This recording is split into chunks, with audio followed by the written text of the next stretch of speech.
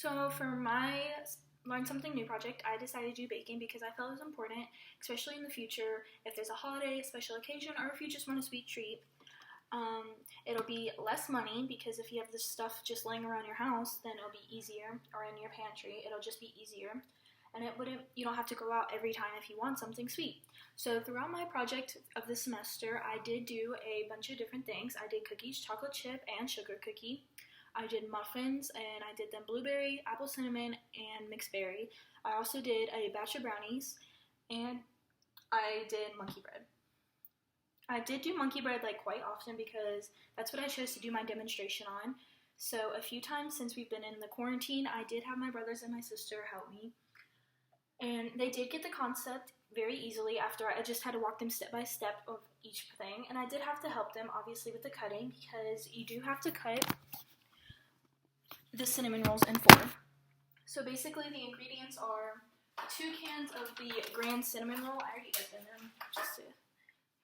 2 cans of the Grand Cinnamon Rolls, white sugar, brown sugar, cinnamon and vanilla extract, and butter. I already melted the butter because it was frozen, so it needed some time. So basically, you want to mix the sugar and brown sugar together. It's half a cup of white sugar and 2 tablespoons of the ground cinnamon because you don't want so much cinnamon. And I figured that out through baking it over and over. I don't like cinnamon that much, so I picked a recipe that has less cinnamon. So for the butter, you add a little bit of the vanilla extract because once you cut your little cinnamon rolls into 4, you dip them into the butter mixed in with the vanilla extract, and you also have to put brown sugar. I forgot to mention that you put brown sugar and the sugar and cinnamon. So you just do them all, and since they're M4s, they're like this, and you roll it in the butter mixed in with vanilla extract, and you're gonna put it in the cinnamon, the brown sugar, and the white sugar. And there's a pan that I prepped, and basically all I did was spray some Pam in it and some flour. And I held the flour over the sink and I just patted it so it wouldn't stick at the end because when I had the flipping the first few times, it would fall and crumble, and so I looked up a few things on how to prevent it from falling out all the time, and it said putting flour on it. So then once you do the one rolling, you're gonna put them piece by piece in here. And you're just going to continuously do that. And you want to spread them out. You don't want to put them on top of each other every single time. And I did wash my hands. Safety first. And you're just going to continuously do it.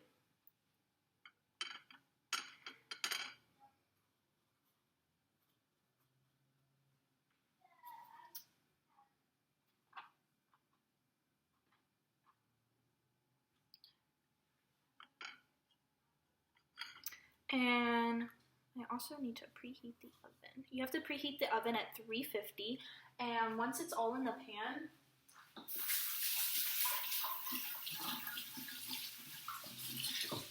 it's supposed to cook for 30 minutes, but I, after so many trials, realized that I should check on it around 25 minutes because a few times it did get burnt, and it wasn't necessarily burnt, it was just more darker than I wanted it to be. So as I was saying about laying it there, this is the first layer, and you're just gonna keep piling them on top once you do the cut pieces, and you're just gonna roll it in the butter and then the mixture of the sugar and cinnamon. Okay, so for the final product of finishing them off and layering them all evenly, this is the final. The oven is actually ready to do, put them in, they're ready. So with the remaining butter, mixed with vanilla extract and your sugar mixture, some people do make a little bit of a little paste or a drizzle, and just mixing them together. I've done it a few times. I think I'm gonna do it this time because I've noticed that it kind of helps it like stick together more. And through one of my observations, I didn't add cinnamon to the mixture. I just did brown sugar and regular sugar, and it was more falling apart than normal. So I just was confused and thinking maybe like cinnamon was like a sticking agent, like it could make it stick. So for this one, I'm actually gonna just put a little bit more, and it'll be on the bottom too, so.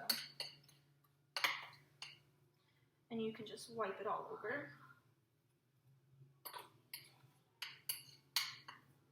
And it'll give it like more of a sweet tooth taste if you are more of a sweet person. So I'm gonna put it in the oven, and I'm gonna put it in for 25 minutes, and then I'm gonna check it to see if I think it's done, and if not, then I'll let it be in there for a few more. It is done, and I'm gonna check on it.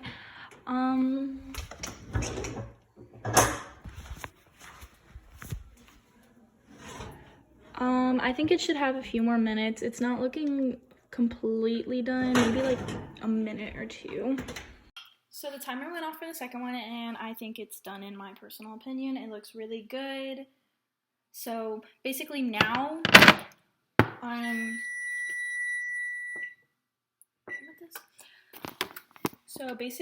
what I'm gonna do, turn off the oven too, is let it sit for like 10 minutes, and then I have to flip it over on the plate. And the cans of icing that it came with earlier, I've been letting sit out, and so then by the time I let it flip, I'm just going to put them in the microwave for like 15 seconds, and then I can drizzle it over, and it should be done. So we'll get the final product in 10 minutes. So now it's time to do the flip of the monkey bread, so I'm going to heat up the icing so it's ready to drizzle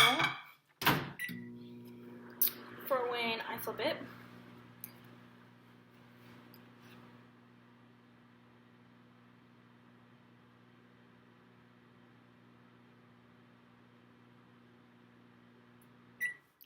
Alright, so it should be ready to drizzle now. Voila! And now it's time to flip. So good. It looks so good. I'm scared. Just kidding. Forgot a step. Alright. It's not even hot. So you just put the plate like this. That's how I learned how to do it easier. Because of one time I accidentally dropped my monkey bread out of the thing.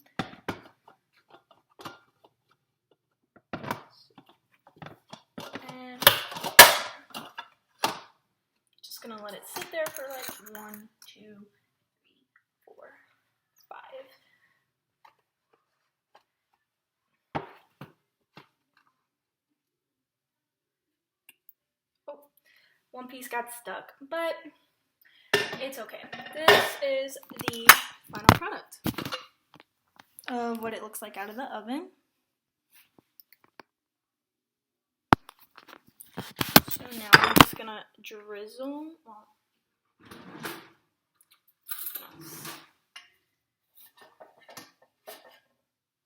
Stick this on there.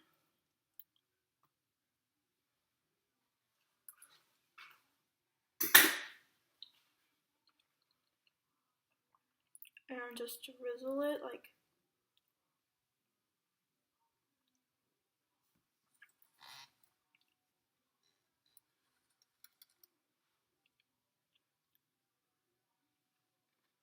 Okay, and the second one.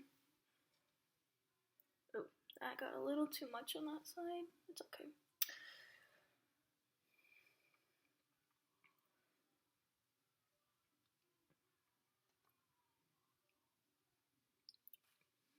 And that is the final product. It looks really good. It actually looks like my best one. So I'll put pictures in my presentation of what it looks like, and I'm gonna get my family to taste test it to see if it is my best one. Thank you.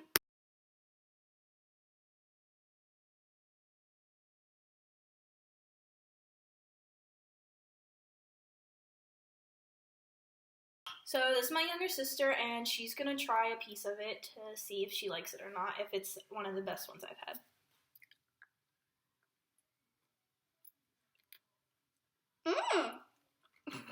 Is it good? Really? Is it one of the better ones I've made? Okay, thank you.